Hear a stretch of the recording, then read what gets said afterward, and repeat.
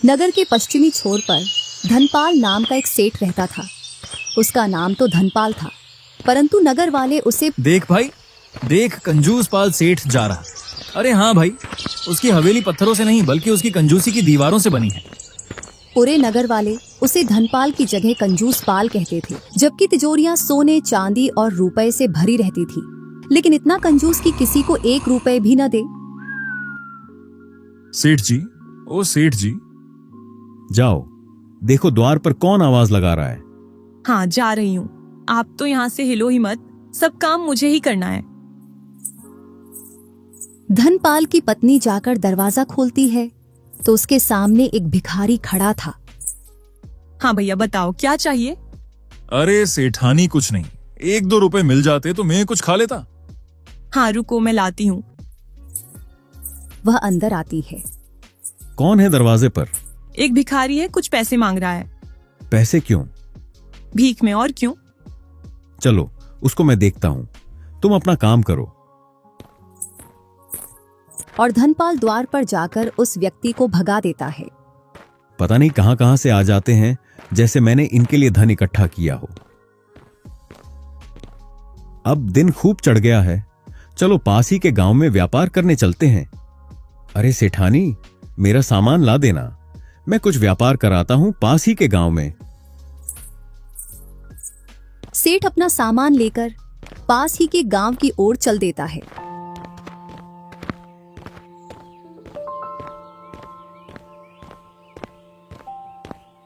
दोनों गांव के बीच में एक बड़ी नदी पड़ती है।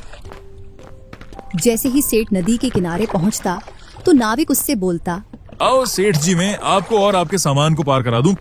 कितने रुपए लोगे? 5 रुपए दे देना सेठ जी। अगर मैं इसे यही 5 रुपए दूंगा तो मेरा 5 रुपए का यही नुकसान हो जाएगा। क्यों ना मैं इसे तैरकर पार कर लूं? रहने दो भाई, मैं तो तैरकर नदी पार कर लूंगा।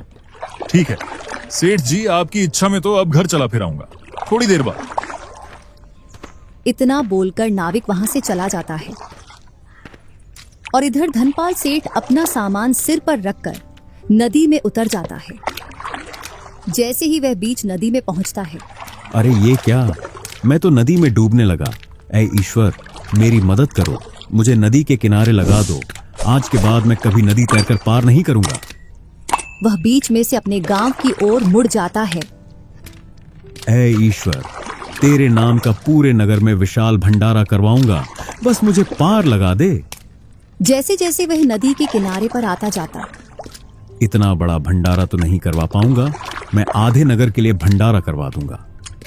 जैसे जैसे वह नदी के किनारे पर आता जाता, वैसे वैसे ऐ ईश्वर, इतना तो ज्यादा हो जाएगा।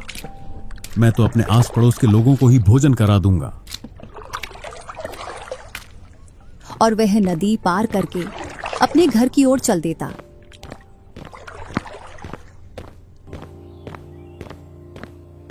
अरे आज आप इतनी जल्दी व्यापार करके आ गए। कहाँ हुआ व्यापार? आज तो मैं नदी में डूबने से बच गया। आज तो तेरा सेठ चला गया होता। जरूर तुमने अपनी कंजूसी दिखाई होगी। नहीं, सभी नदी पार कर रहे थे तो मैं भी नदी में उतर गया। रहने दो, मैं आपको अच्छे से जानती हूँ। तुम तो खाना खाओ और आराम करो।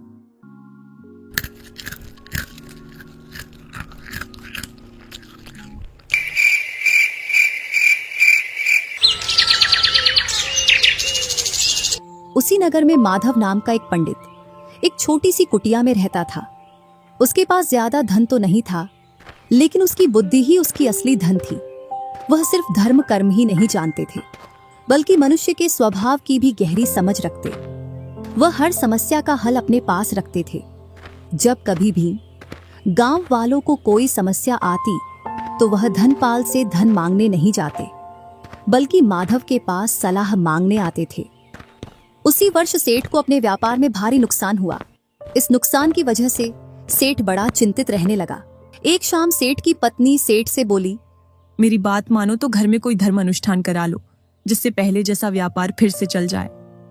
तुम्हें पता है इस अनुष्ठान में कितना खर्चा आएगा? इससे तो अच्छा मैं अपने हाथों से ही हवन कर लूं।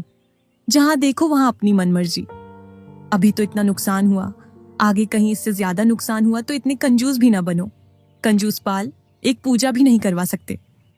इतना सुन सेठ के कान खड़े हो गए और मन ही मन सोचता है, ठीक है पूजा होगी, पर मुझे ऐसा पंडित चाहिए जो सबसे कम दक्षिणा ले, या जिसे दक्षिणा देने से बचने का कोई रास्ता निकाला जाए। सारे नगर के पंडितों में माधव की कीर्ति थी, पर सेठ को पता था कि माधव ईमानदार है और वह अपनी योग्यता के ही अनुसार दक्षिणा लेगा।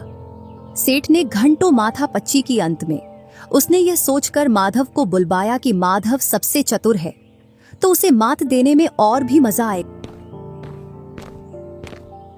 अरे हरिया, माधव पंडित के यहां जाओ और उनसे बोलना कि आपको सेठ जी ने बुलाया है। जी सेठ जी।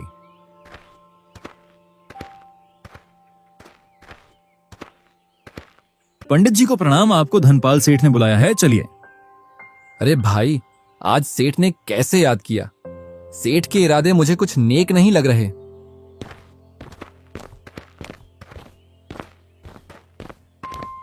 माधव सेठ की हवेली पर पहुंच जाता है। धनपाल ने माधव को अनुष्ठान के बारे में बताया। माधव भी तैयार हो गए।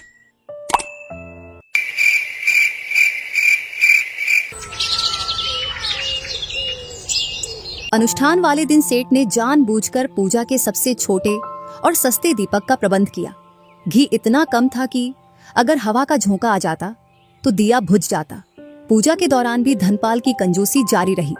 अरे सेठ जी, घी तो कम है अग्नि आहुति के लिए, और घी की व्यवस्था करवाइए। पंडित जी, क्या आप नहीं जानते, ज्यादा घी से प्रदूषण होता है। हमें पर्यावरण के प्रति संवेदनशील होना चाहिए। यह क्या सेठ जी, बैठने के लिए पटा कपड़ा आसन नहीं है क्या? इसमें साधुत्व भाव अधिक है। यजमान जो दे स्वीकार कर लेना चाहिए। माधव ने हर बात को नजरअंदाज किया और पूरी निष्ठा और सम्मान के साथ अनुष्ठान संपन्न किया। वह जानते थे कि असली परीक्षा तो अब शुरू होगी। पूजा समाप्त हुई। सभी लोग उत्सुकता से देख रहे थे कि अपने कंजूस पाल नाम को सही ठहराता है या अपनी प्रतिष्ठिता को बचाता है। सेठ धनपाल ने एक नाटकीय अंदाज में अपनी कमर से एक मखमली थैली निकाली। उसमें से चमचमाती हुई एक सबसे बड़ी मोहर निकाली। मोहर देखकर माधव ने आंखें बंद करके, हे ईश्वर, आज तेरा धन्यवाद। सेठ ने मोहर को हवा में ऊपर उठाया, जिससे वह सूरज की रोशनी में जगमगा उठी। और धनपाल सेठ मुस्कुराते हुए बोला, आपने पूजा बहुत अच्छी की। यह मोहर आपकी है, पर मेरी एक छोटी सी शर्त है, जिसे पूरा करना आपके जैसे ज्ञानी के लिए बाएं हाथ का खेल होगा। माधव ने शांत दृष्टि से सेठ को देखा और मन में सोचने लगा। आ गया अपनी असली औकात पर, कंजूस पाल। सेठ ने मोहर को अपनी उंगली पर नचाते हुए कहा, शर्त यह है कि यह मोहर आपको तभी मिलेगी जब आप बिना किसी चीज को छुए इसे जमीन पर गिरने से पहले ही पकड़ लेंगे। अगर यह जमीन पर गिरी तो क्षमा करना, आपको दक्षिणा नहीं मिलेगी। सेठ के चेहरे पर जीत का घमंड साफ साफ दिख रहा है। माधव एक पल के लिए रुकता है, फिर उसके चेहरे पर एक चमकीली मुस्कान आ गई। माधव विनम्रता से हाथ जोड़कर सेठ से बोलता है, सेठ, आपकी शर्त स्वीकार है, पर चूंकि आप एक असंभव कार्य की मांग कर रहे हैं, तो मेरी भी एक शर्त है। सेठ की आंखें चमक उठी। उसे लगा कि पंडित अब दक्षिणा छोड़कर किसी छोटी चीज की मांग करेगा। कहो, क्या शर्तें हैं? शर्त यह है, अगर मैं मोहर को बिना छुए गिरने से पहले पकड़ लेता हूं, तो आप मुझे यही नहीं बल्कि कुल 10 मोहरें और देंगे। और अगर मैं असफल होता हूं, तो मैं यह पूजा सिर्फ दक्षिणा ही नहीं करूंगा, बल्कि अगले पूरे वर्ष तक आपके घर की निशुल्क सेवा करूंगा। सेठ धनपाल ने तुरंत अपने मन में हिसाब लगाया। 10 मोहरे तो बहुत हैं, पर यह काम असंभव है।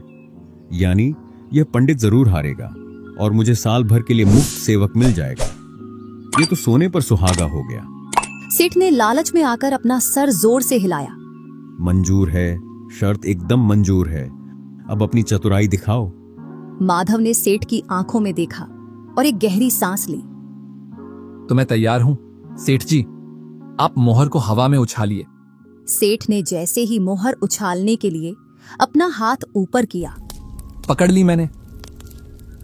सेठ का हाथ हवा में ही रुक गया। वह अविश्वास से चिल्लाया, मूर्ख, तुमने कहा पकड़ी? तुमने तो इसे छुआ भी नहीं। ये तो अभी भी मेरे हाथ में है। माधव ने पूरी सभा की ओर देखकर शांत स्वर में उत्तर दिया। सेठ जी, आपने अपनी शर्त में 2 बातें कही थीं। पहली बात, बिना किसी को छुए।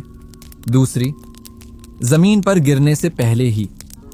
देखिए, मोहर अभी भी जमीन पर गिरी नहीं है और यह अभी भी मेरे हाथ में नहीं बल्कि आपके हाथ में है। यानी इसे किसी ने छुआ नहीं है, मैंने भी नहीं छुआ।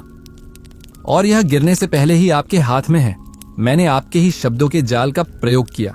आपकी मोहर पकड़ी हुई स्थिति में है। शर्त पूरी हुई। सेठ धनपाल का चेहरा लाल पड़ गया। उसकी कंजूसी का घमंड चूर चूर हो गया।